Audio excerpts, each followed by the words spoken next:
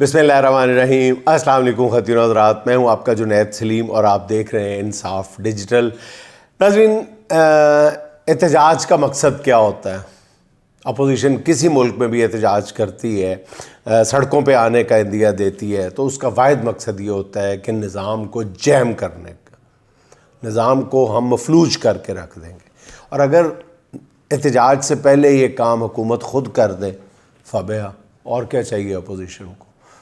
यानी वही काम जो अपोजिशन करना चाह रही है वो हुकूमत ने ख़ुद कर दिया। मोटरवे बंद, सड़कें बंद, इंटरनेट बंद, ट्विटर बंद, बस अड्डे बंद, हवाई अड्डे बंद, हॉस्टल बंद, होटल बंद, सांस बंद, दिल बंद, हुकूमत के हर चीज़ बंद करके बैठ गई है 3 दिन पहले। तो अब मेरा ख्याल है कि पीटीआई के लिए करने के लिए क्या रह गया है बाकी। अच्छा नाज़रीन, असल बात आज जिसने बाकी ख़बरों को ओवरलैप कर दिया है, बाकी ख़बरों को गहना दिया है, वो ऑब्वियसली बुशरा बीबी का बयान है, उस पर भी हम बात करेंगे। नाज़रीन, असल में तहरीक इंसाफ के एहतजाज की कॉल से घबराई हुई हुकूमत के हाथ में बुशरा बीबी का बयान आ गया, और हुकूमत की बेबसी का अंदाज़ा आप इससे लगा लें कि उसकी ख्वाहिश है कि बुशरा बीबी के बयान को पकड़कर तहरीक इंसाफ के बयानिए की यलगार का मुकाबला किया जा सके। यानी हुकूमत के पास अपने पास कहने के लिए कुछ नहीं है। अब बुशरा बीबी के बयान पे आ जाते हैं। नाज़रीन, एक बात, आप 24 नवंबर के एहतजाज के हवाले से बुशरा बीबी का 9 मिनट का वीडियो बयान जारी हुआ, जिसमें कई बहुत ही अहम नौइयत की बातों का जिक्र किया गया। वो सारी बातें दब के रह गई हैं। बुशरा बीबी ने अपने बयान में बताया है कि 24 नवंबर का एहतजाज किसी सूरत मौखर या मुलतवी नहीं किया जाएगा। एहतजाज मुलतवी करने के हवाले से किसी भी पार्टी लीडर को कोई इख्तियार नहीं है। ये सिर्फ उसी सूरत में ख़त्म हो सकता है जब इमरान खान ख़ुद बाहर आकर कहें कि वो इस एहतजाज को जश्न में तब्दील कर रहे हैं। उनके बयान की दूसरी अहम बात ये थी कि इमरान खान इंतकाम पे यकीन नहीं रखता। उनका कहना था कि इमरान खान इक़्तिदार में आके अपने साथ होने वाली हर ज़्यादती को माफ़ कर देंगे, क्योंकि ताकत रखते हुए इंतकाम लेने को अल्लाह पसंद नहीं करता। ये बहुत ही अहम बयान था, क्योंकि पसपर्दा क़ुव्वतें चाहती थी कि इमरान खान इंतकाम ना लेने की बात अवामी सतह पर करें, ताकि ये मुस्तक़बिल के लिए सनद रहे। अब आते हैं बयान के उस हिस्से की जानिब जिस पे हुकूमती भोंपू और पीटीआई के बाज़ लोग भी आसमान सर पे उठाए हुए हैं। बुशरा बीबी ने कहा कि जब इमरान खान नंगे पाँव मदीने गए और उम्रा करके वापस आए, तो जनरल बाजवा और उनके करीबी लोगों ने यह कहना शुरू कर दिया कि सऊदी अरब से उन्हें फ़ोन आए हैं कि ये किसी शख्स को, आप यहाँ किस शख्स को लेके आए हैं यहाँ पे। सऊदी अरब नहीं, सऊदी अरब का लफ्ज़ नहीं इस्तेमाल किया बुशरा बीबी ने। उन्होंने कहा उन्हें फ़ोन आना शुरू हो गए कि आप ये किसको ले आए हैं, ठीक है। और दूसरा कि इस मामले में भी, इस जुमले में भी बुशरा बीबी ने ये लफ्ज़ इस्तेमाल नहीं किया कि हम तो यहाँ शरई कवानीन ख़त्म करने के लिए तैयारियाँ कर रहे हैं। इस तरह का जो बयान था उसमें भी उन्होंने सऊदी हुकूमत का नाम नहीं लिया। अब ये बात, ये जुमला दोनों तरफ जा सकता है। ये नंगे पाँव वाली हरकतें कर रही है, इस तरह का जो जुमला था। अच्छा, अब पहली बात तो ये है कि इसमें बुशरा बीबी ने, नाज़रीन जैसे मैं पहले अर्ज़ कर चुका हूँ, सऊदी हुकूमत या हुक्मरान का जिक्र नहीं किया, बल्कि ये कहा जा रहा है कि जनरल बाजवा और उनके करीबी लोगों ने ऐसी बातें करना शुरू कर दी। और इस बयान की वजाहत शहबाज गिल ने भी की है, अज़हर बिशवानी साहब ने भी की है, और ख़ुद आखिर में इमरान खान साहब ने कर दिया, दो टोक अंदाज में और बहुत ही दबंग अंदाज में की है।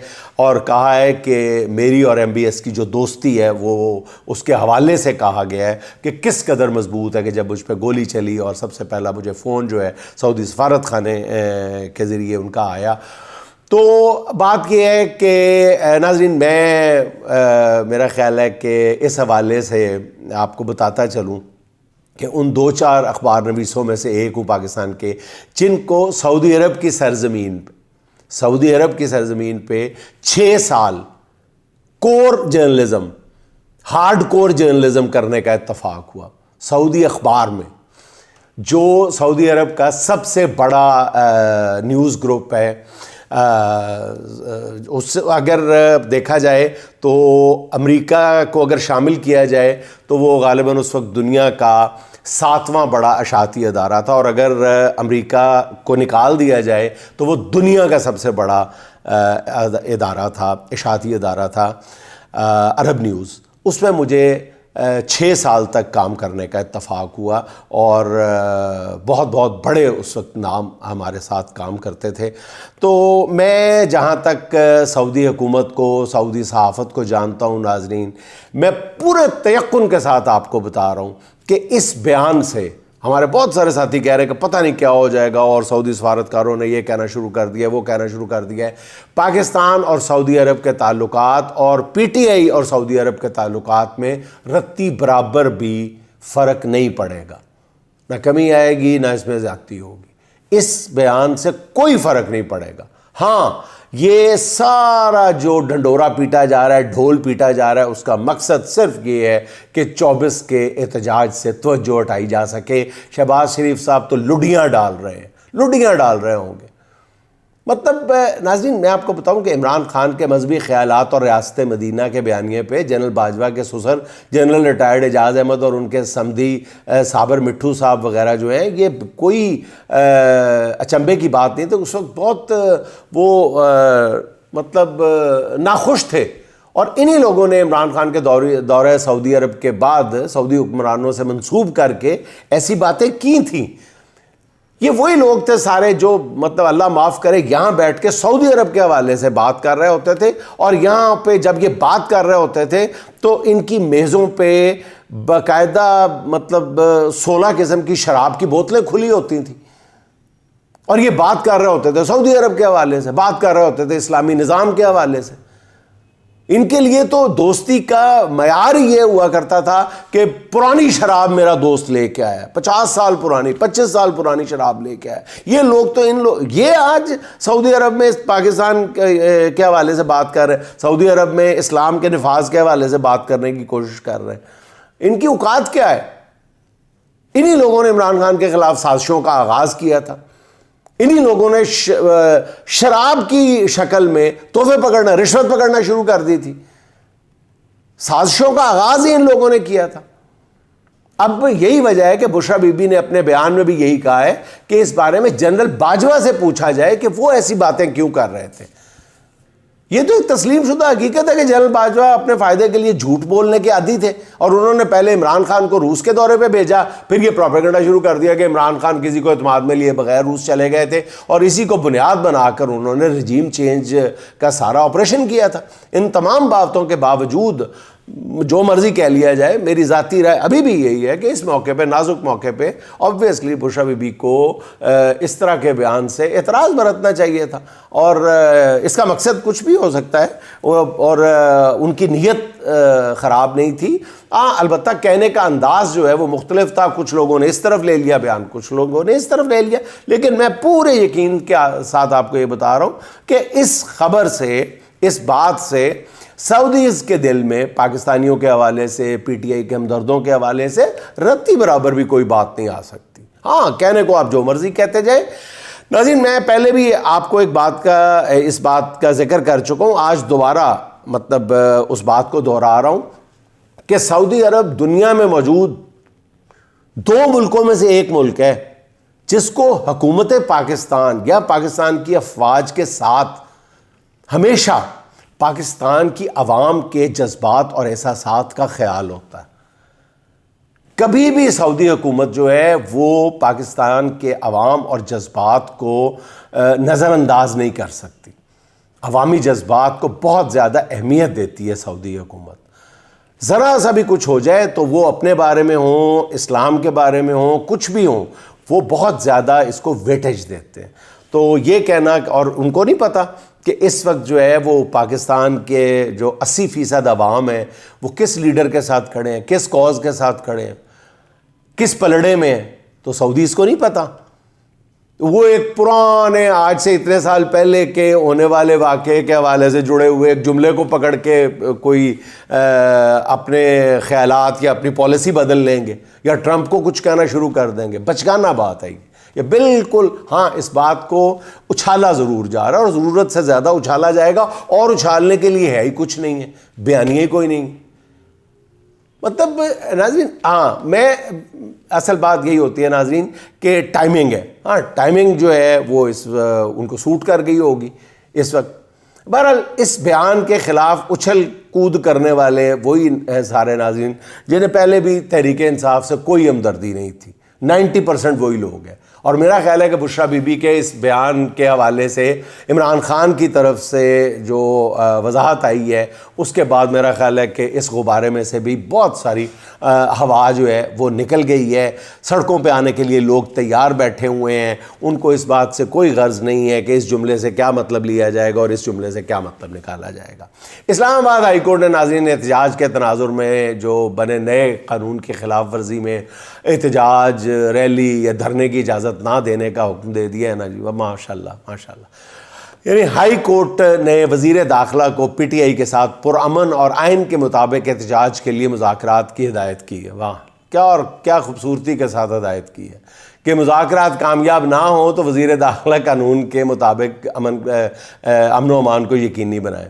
چیف جسٹس اسلام آباد جسٹس عامر فاروق صاحب نے پھر کیس کی سماعت جو ہے وہ ملتوی کر دی. میں ناظرین آپ سے صرف ایک سوال پوچھتا ہوں, ایسا فیصلہ کرنے کے بعد جسٹس عامر فاروق صاحب اپنی کالونی میں گئے ہوں گے, اپنے گھر میں گئے ہوں گے, اپنی اہلیہ سے آنکھیں چار کی ہوں گی, اپنے بچوں سے ملے ہوں گے, اپنے اہل خانہ سے ملے ہوں گے, اپنے عزیز دوست رشتہ داروں سے ملے ہوں گے, اپنے ساتھی ججز سے ملے ہوں گے. کس طرح آنکھیں ملائی ہوں گی انہوں نے؟ مجھے ابھی تک نہیں سمجھ آ رہا کہ آپ اچانک پاکستان کی سب سے بڑی جماعت کو 1 گھنٹے کے نوٹس پہ از خود نوٹس لے کے کس کے اشارے پہ آپ نے یہ کام کر دکھایا. کوئی آپ نے دوسرے فریق کو بلانے کی زحمت تک نہیں گوارا کی. آپ نے خود ہی نوٹس لیا, خود ہی فیصلہ سنا دیا کہ جی بالکل ٹھیک ہے جی آپ جو مرضی کریں. بہت ہی افسوسناک ہے. اور یہ میرا خیال ہے کہ پاکستان کی عدلیہ کی تاریخ کے جو سیاہ ترین ابواب ہے ان میں سے ایک باب ہے جو کل جسٹس عامر فاروق صاحب نے تحریر کی ہے. اور میرا خیال ہے کہ بہت عرصے تک پچھتانا پڑے گا ہمیں. مطلب گزشتہ ماہ 4 اکتوبر کی کال کے موقع پر بھی آپ کو یاد ہوگا کہ جسٹس عامر فاروق نے اپنی پوری خدمات فراہم کی تھی اور ہفتے کے روز عدالت لگا دی تھی. بطور جج یہ پہلا موقع تھا جب جسٹس عامر فاروق نے ہفتے کے روز عدالت لگا کر حکومت کی اکھڑتی سانسیں بحال کرائی تھیں. اور میں حیران ہوں کہ جسٹس عامر فاروق صاحب کو اس بات کی کوئی فکر نہیں کہ ان کے ساتھی ججز جو ہیں وہ ان کے فیصلوں کی کھلم خلاف ورزیاں ہو رہی ہیں, اور آپ ایک بات کو یقینی بنانے کے لیے کس قدر زور دے رہے ہیں. اور اوپر سے نقوی صاحب بھی فرما رہے ہیں کہ جی اسلام آباد ہائی کورٹ کا آرڈر آ گیا ہے, اب تو ہم نے یعنی باقی جو آرڈر آئے ہوئے ہیں اسلام آباد ہائی کورٹ کے آرڈرز آئے. آپ نے جوتے کی نوک پہ نہیں رکھا نقوی صاحب کسی کو, آپ کو خود خیال کرنا چاہیے. اچھا ججز کو ڈرایا دھمکایا جاتا رہا اس وقت جسٹس عامر فاروق صاحب سوئے رہے. کسی جج کے بیڈ روم میں کیمرے نصب کیے جاتے رہے, اس وقت عامر فاروق صاحب ٹس سے مس نہیں ہوئے. ایک معزز جج کی ڈگری کو جعلی قرار دے کے ان پہ دباؤ ڈالا گیا, کوئی فرق نہیں پیا جسٹس صاحب نے. تو جسٹس عامر فاروق صاحب نے ان کا کیس مطلب آپ کو یاد ہوگا کہ غیر معینہ مدت کے لیے ملتوی کر رکھا ہے. اس پہ نہ کسی کو شرمندگی ہے نہ کسی کو غصہ آتا ہے, مگر تحریک انصاف جب بھی احتجاج کا اعلان کرتی ہے تو within no time justice Aamir Farooq صاحب جو ہے وہ حکومت کے حق میں ننگی تلوار بن کے سامنے آ جاتے ہیں. پتہ نہیں مطلب کوئی بھی ہائی کورٹ کا جج کوئی معمولی چیز نہیں ہوتا. عام ایک سیشن کورٹ کا جج جو ہے وہ نہیں ہوتا معمولی چیز. وہ اس بات کو نظر انداز نہیں کر سکتا کہ احتجاج عوام کا بنیادی حق ہے. پہلے سے آپ نے فیصلہ کر لیا ہے کہ جی جتھا آ رہا ہے, حملہ آ رہا ہے, یہ ہو رہا ہے, وہ ہو رہا ہے. کیسے کر لیا؟ نقوی صاحب جو بھی عدالت میں جا کے کہتے ہیں عدالت نے مان لیا, آپ نے دوسرے کا موقف تک نہیں سنا. افسوس ہوا مجھے کل جسٹس عامر فاروق صاحب کے رویے کو دیکھ کے. پہلے بھی کوئی ان کا رویہ کبھی بھی خوشگوار نہیں رہا. یہی وجہ ہے کہ عمران خان اور پی ٹی آئی خود کہہ چکے کہ اللہ کا واسطہ جو مرضی ہو جائے آپ ہمارا کیس نہ سنیے گا. اچھا ناظرین, عمران خان نے جو اس بار مذاکرات کے نام پہ ٹریپ ہونے سے انکار کر دیا ہے نا, وہ کمال کی بات ہے. آج بھی مطلب اطلاعات یہ ہیں کہ گنڈاپور صاحب کی ایک بہت ہی اعلیٰ ترین شخصیت سے ملاقات ہوئی ہے، اور اس ملاقات کو ابھی غالباً 15-20 منٹ ہوئے تھے کہ مجھے اطلاع ملی کہ اس ملاقات کو اب 20 منٹ ہو چکے ہیں اور ابھی تک کوئی آؤٹ کم نظر نہیں آ رہی، لیکن امید ہے کہ کوئی اچھی خبر سننے کو ملے گی۔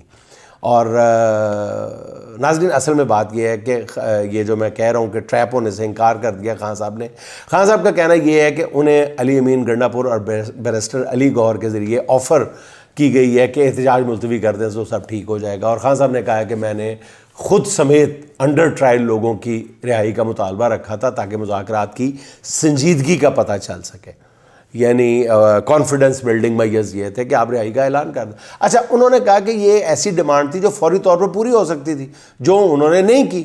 مذاکرات تو چلتے رہتے ہیں، مگر یہ پتہ چل گیا کہ یہ سیریس نہیں تھے، یہ صرف احتجاج ملتوی کروانا چاہتے تھے۔ ہمارے چارٹر آف ڈیمانڈ میں سب سے جو پہلی بات پر یہ تھی کہ سب گرفتار لوگوں کی رہائی شامل ہے ہمارے چارٹر میں۔ عمران خان نے کہا کہ واضح ہو گیا ہے کہ حکومت مجھے مصروف کر کے یا دھوکے میں رکھ کے معاملے کو طول دینا چاہتی ہے۔ یہ بھی واضح ہو گیا کہ اصل طاقت جس کے پاس ہے اس نے یہ سب کیا، اور سب کچھ یہ بتانے کے لیے کیا کہ وہ جو چاہیں کریں وہ قانون سے بالا تر ہے۔ عمران خان نے کہا کہ پالیسی بیان دیتے ہوئے کہا ہے، یعنی پالیسی سٹیٹمنٹ دیتے ہوئے کہا کہ ہمیں حکومت کی نیت کا پتہ چل چکا ہے، احتجاج بھی ہوگا، مذاکرات بھی چلتے رہیں گے۔ مذاکرات جن سے ہو رہے ہیں نام نہیں بتا سکتا، لیکن جو مذاکرات ہو رہے ہیں ان میں سنجیدگی کوئی نہیں ہے۔ بہت کھل کے خان صاحب نے بات، اس حوالے سے ذرائع کی خبر یہ ہے کہ حکومت کی کوشش تھی کہ تحریک انصاف کی قیادت کو مذاکرات کا جھانسا دے کر کم از کم 10 روز کے لیے احتجاج ملتوی کر دیا جائے۔ اچھا، کیونکہ دسمبر کے پہلے ہفتے میں اسلام آباد میں شدید سردی شروع ہو جاتی ہے، اس لیے موسم کی اس شدت میں بڑے پیمانے پر لوگوں کو کھلے آسمان تلے بٹھا کر رکھنا بہت مشکل ہو جاتا ہے، اور حکمرانوں کو اندازہ نہیں تھا کہ اس بار کارکنوں کا موڈ کیا ہے اور قیادت کیا سوچ رہی ہے۔ اس کی ایک جھلک عمران خان کے بیان سے سامنے آ گئی ہے۔ پی ٹی آئی رہنما عامر مغل کہتے ہیں کہ انہوں نے عمران خان سے ملاقات کی، جس میں انہوں نے پوچھا کہ خان صاحب یہ جو حالات ہے اس کا انجام کیا ہو سکتا ہے، جس پر عمران خان نے جواب دیا کہ اس جدوجہد میں یا میں مارا جاؤں گا یا جیت جاؤں گا۔ اس پر عامر مغل نے کہا کہ خان صاحب آپ کو ہماری عمر بھی لگ جائے۔ اس بات سے ناظرین اندازہ ہوتا ہے کہ عمران خان اپنے مقصد کے حوالے سے کتنے واضح ہیں، کتنے سیریس ہیں، اور کتنی کلیئرٹی کے ساتھ سوچتے ہیں، حالات کے بارے میں ان کا تجزیہ کتنا بے لاگ ہے، اور دنیاوی لالچوں سے کتنے وہ ماورہ ہیں۔ ذرائع کا یہ کہنا ہے کہ ہر قسم کی ہنگامہ آرائی اور احتجاج سے بچنے کے لیے حکومت کے پاس کل آخری دن ہے۔ کل کا دن اہم کیوں ہے یہ میں آپ کو بتاتا ہوں۔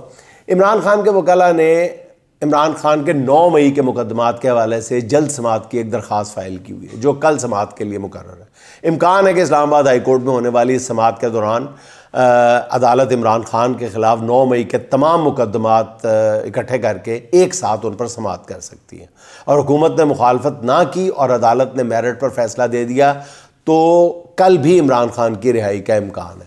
مگر اس کے لیے ضروری ہے کہ حکومت جو مذاکرات کا شور ڈالے ہوئے ہے وہ اعتماد سازی کے اس موقع کو خود ہی تباہ و برباد نہ کرے۔ حکومت عمران خان سے اس قدر خوف زدہ ہے کہ انتقام نہ لینے کی یقین دہانی کے باوجود بھی انہیں یقین نہیں آ رہا کہ عمران خان انہیں معاف کر دے گا، اور یہی خوف حکومت کی راہ میں سب سے بڑی رکاوٹ ہے۔ وہ چاہتے ہیں کہ عمران خان کی رہائی برداشت ان سے رہائی خان کی برداشت کرنے کے لیے وہ تیار ہی نہیں ہے۔ وہ اس بات کو سوچ کے بھی کپ کپی طاری ہو جاتی ہے۔ یہ پولیس آفیشلز دیکھ لیں، یہ اپنی نجی محفلوں میں بیٹھ کے اپنے جس خوف کا اظہار کرتے ہیں وہ ہم سے کوئی ڈھکی چھپی باتیں تو نہیں ہیں۔ تو حکومت نے معاملات جو ہیں خود اس سارے معاملے میں ڈو اور ڈائی تک پہنچائے، اور تحریک انصاف کے پاس تو کھونے کے لیے کچھ ہے بھی نہیں ہے، مگر حکومت بہت بڑا رسک لے رہی ہے۔ ناظرین، اس بار احتجاج جو ہے وہ مغربی ممالک میں بھی ہو رہا ہے، جیسے میں نے کل عرض کیا تھا۔ اسے IMF بھی دیکھ رہی ہے، نئی امریکی انتظامیہ بھی دیکھے گی۔ حکومت کے کچھ سمجھدار لوگ ابھی بھی معاملات سنبھال سکتے ہیں جس میں دونوں اطراف کے لیے ون ون سچویشن ہو سکتی ہے، مگر اس کے امکانات جو ہیں وہ ہر گزرتے لمحے کے ساتھ کم ہوتے جا رہے ہیں۔